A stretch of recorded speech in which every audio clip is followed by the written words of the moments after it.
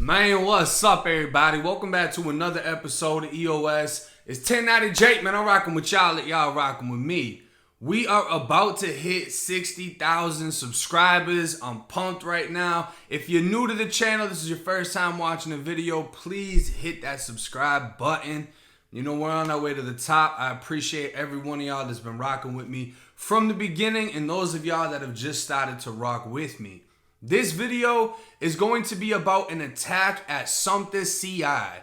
My last video that I did speaking on Yogi with how he started a prison riot at 14 years old, this was at the same facility. Sumter CI was the first prison I ever went to. The majority, and when I say majority, I mean literally like 85% of the inmate population is adults, and then there's a small section for the youth offenders. Now, youth offenders are those between the ages of 14 to 24, but Sumter was at the time strictly 14 to 18 years old. You turn 19, you're getting sent off to a different youth offender prison, or you can be sent to an adult prison with a youth offender dorm.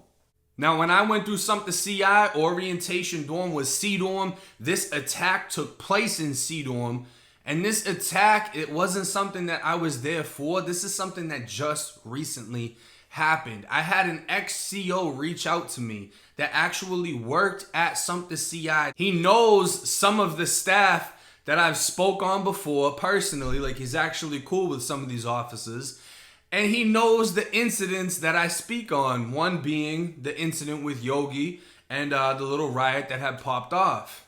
Now, he left the Department of Corrections, and they left a bad taste in his mouth. He does not appreciate the way the Department of Corrections in Florida handles their business. And he told me by no means was he a perfect CO. He did what he did. He didn't do things to the extent of what others did. But he was able to lace me up on this story.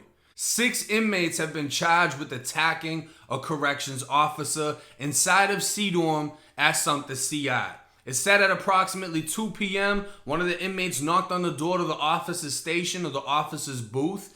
C-dorm is an open bay dorm. The little booth somewhat sits in the middle. You can see the left side, you can see the right side. So they knocked on whichever side that they were on. And the second she opened up the door, 6 inmates rushed inside of the officer's booth. They pushed her to the ground. They handcuffed her with her own handcuffs and started to beat the shit out of her. She was getting hit in the head with a metal chair. She was getting hit in the chest. They took her own chemical agents off of her belt and gassed her with her own spray. Then they grabbed another can of gas that was inside of the officer's station and gassed the shit out of her with that. And I mean, 6 people on top of a female who's handcuffed. I don't know if it was behind her back or in front of her. Either way, you can't really do much to defend yourself. It's a bad situation. Now, it does say that eventually other staff members and even inmates were able to help her get the original 6 off of her, and she was transported to a hospital, as I'm sure that they, were taken to confinement and most likely beat to fucking death. But that's what happened. And it's crazy hearing about this because it's very rare for people to pop off on a corrections officer, but even more so, a female. Now, the staff member that reached out to me, more or less came from a standpoint of, that's what you get for talking that gangster shit. Inmates don't just do things like that unless you antagonize them.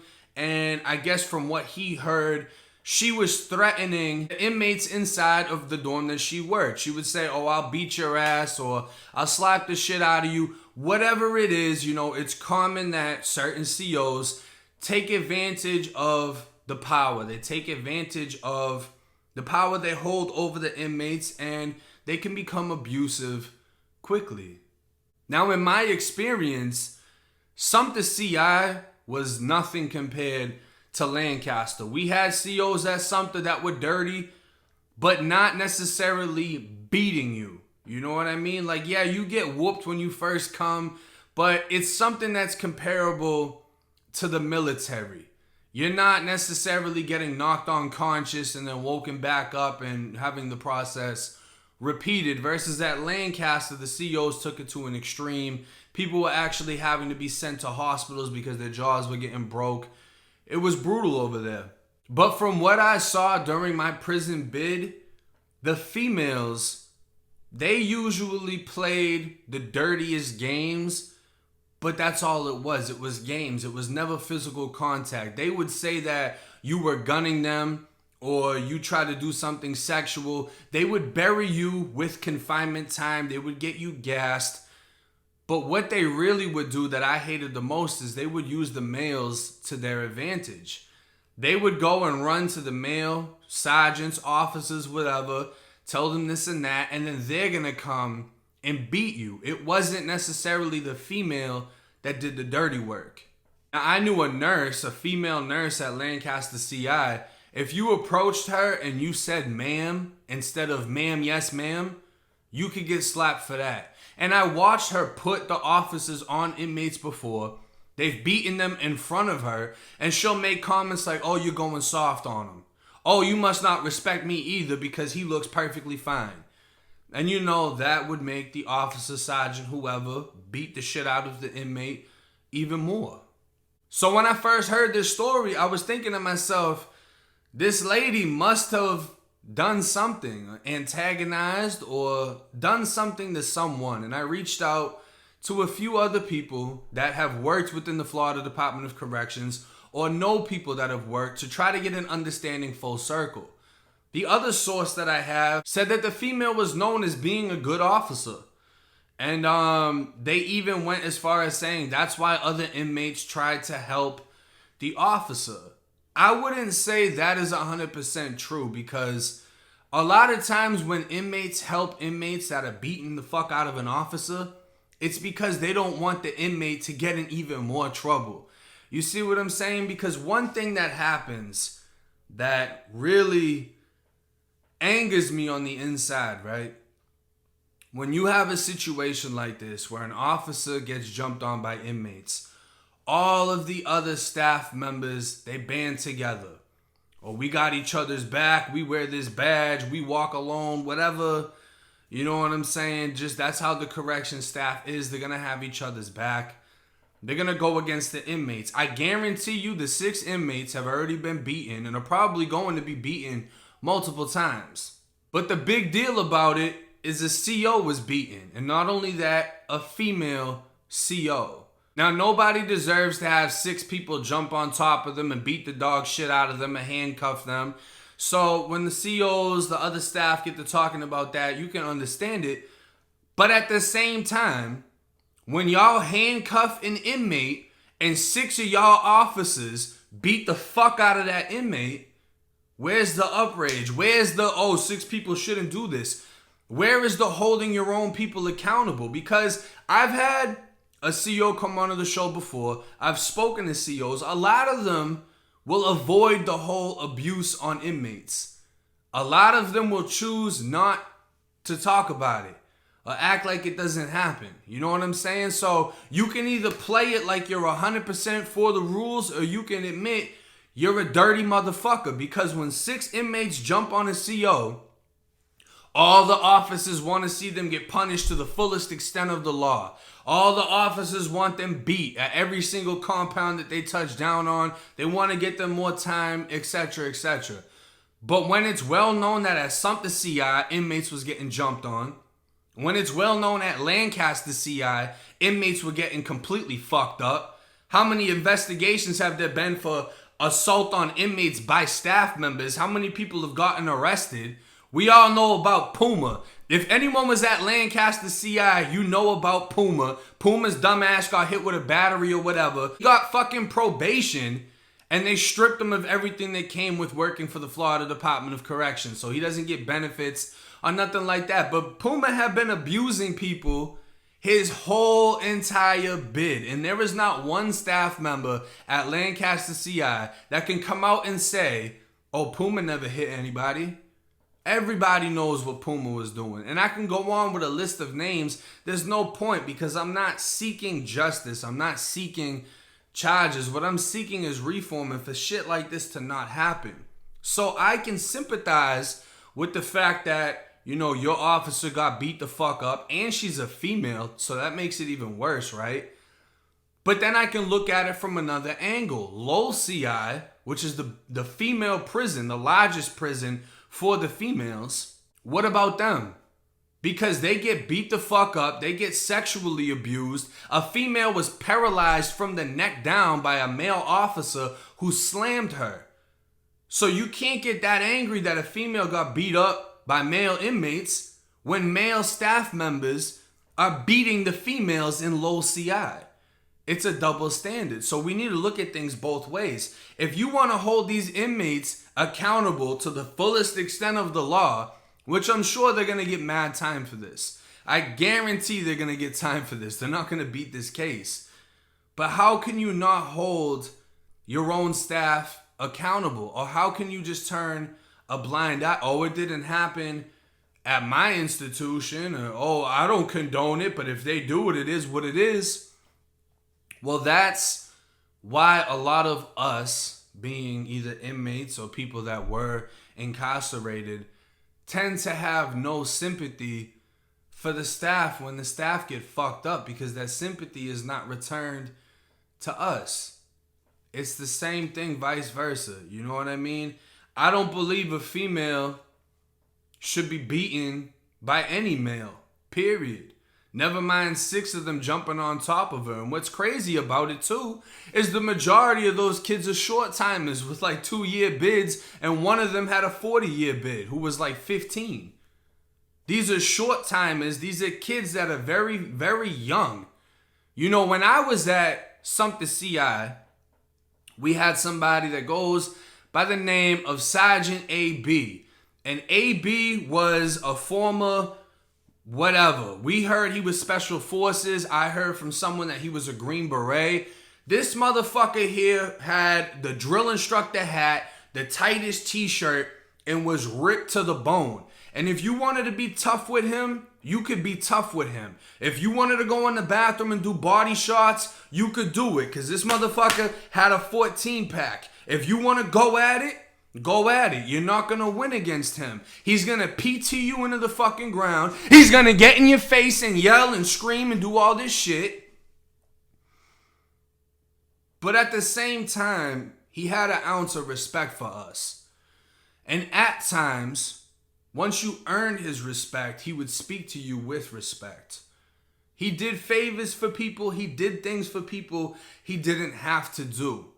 He would sit down with some and give them knowledge and insight on what direction they can take with their life, even though they're already in prison. He didn't give up on us or look at us in the sense of, you're nothing. He made you feel that way when you first came. He gave you the introduction to Sumter CI. I run this compound, you don't, you're going to listen to me. And then you understand why he did so. And it's the same thing when it comes back down to the military. If you've ever watched videos of boot camp, how they get dragged through the fucking mud, disrespected, PT'd, it's all the shit that we went through. There were just other elements on top of that.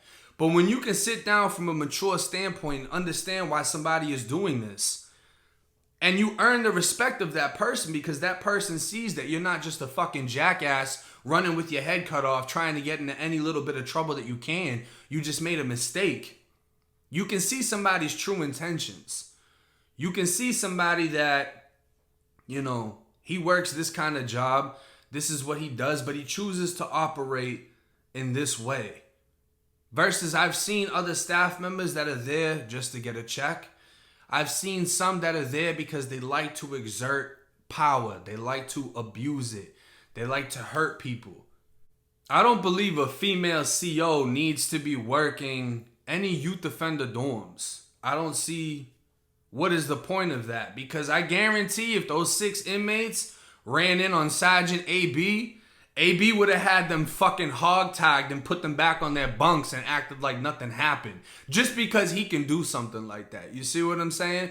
But to have a female in there, and then we don't know if this female's talking that rah-rah shit, there's a lot of things done by staff that are not corrected by other staff members. We had a CO when I was at Sumter CI, he used to talk the most shit.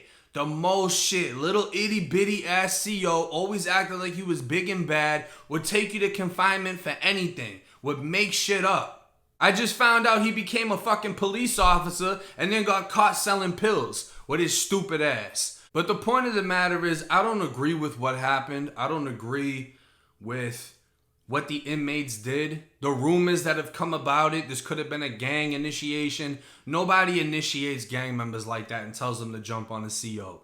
No one does that. And the most abusive COs that I know and have met, inmates haven't touched because they know what the outcome will be. You will be hurt severely, and there's no way to get away with it. So not only will you be hurt severely, you will be punished with years of imprisonment. I hope that at some point in time, the same accountability and justice that these officers want for their fellow officer, someday they want the same for the inmates. When they see an inmate getting beaten by multiple officers, I hope one day that they hold that officer accountable as well, because I feel that would be a huge milestone for the Florida Department of Corrections, where the respect that I heard was given between the inmates and the officers on both sides, that was back in the 70s and the 80s, 90s. I hope that respect level can come back, because it will make everyone's lives easier, from staff to the inmate population. And what's crazy about this situation and many others is Tallahassee, the head of the Florida Department of Corrections, they don't even care about the female officer that was beaten. They're not worried about it. They haven't checked up on her. They haven't done anything for her. So another angle that needs to be addressed is the fact that these staff members feel that they have no one above them really looking out for them. If you're stabbed by an inmate, if you're attacked by an inmate, you're on your own, except for the few officers, sergeants, whatever, that rock with you and support you. And if you end up having to leave, if you're fired or whatever, that's just, it is what it is. They're saying the higher ups really don't have their back like that. So there's so many different things about the Florida Department of Corrections that needs to be corrected. And I believe the main thing that needs to be addressed first is the tension between the inmates and staff, the respect level between the inmates and staff. Because if the staff can't get any support from the higher ups, we damn sure can't. So we're going to have to start at the bottom and figure out something that we can do positively and productively to make everything better within the Florida Department of Corrections, our damn selves. But hey, it's 1090 J. I'm rocking with y'all, y'all rocking with me. Till next time.